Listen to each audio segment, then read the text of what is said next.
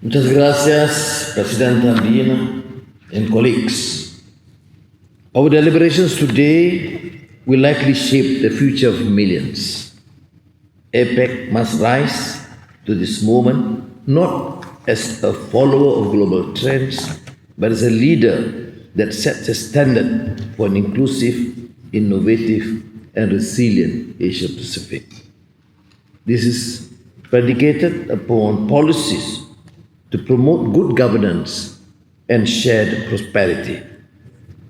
Malaysia's Madani economic framework embodies this vision, interweaving economic strength with social justice, environmental stewardship, and inclusivity. A humane economy with fair labor practices, equitable distribution of opportunities, and climate resilience must be driven by policy tools. And APEC should champion this by strengthening its role as an incubator of ideas and supporting policies that elevate workers, empower MSMEs, and embed sustainability at the core of our progress, creating a more just and compassionate region. I choose to emphasize this point because there is growing cynicism that our deliberations only cater for the select few and ignore the plight or the marginalized and the poor in our region.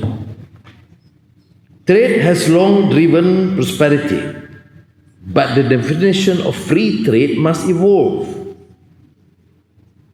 Embrace equitable and humane trade, a framework that ensures the benefits of trade are shared inclusively, leaving no one behind. This vision should serve as our guiding philosophy to revitalize the free trade area of the Asia Pacific, or FTAAP, by incorporating modern elements such as digital trade access, climate-friendly provisions, and empowerment of smaller economies. But APEC must combat trends toward protectionism and trade restrictions that DG you have mentioned.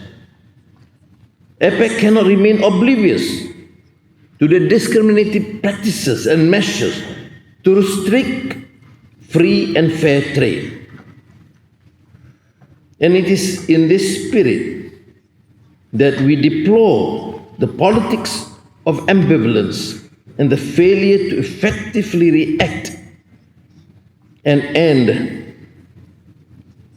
to the inconsistencies, discriminatory practices, which include also atrocities inflicted upon people. I'm particularly encouraged that it is one of the first few sessions of APEC that addresses some of the calamities of our world. And this is one of the few APEC sessions that address the clear atrocities inflicted upon the people of Gaza, which we sometimes choose to ignore against the true spirit of humanity.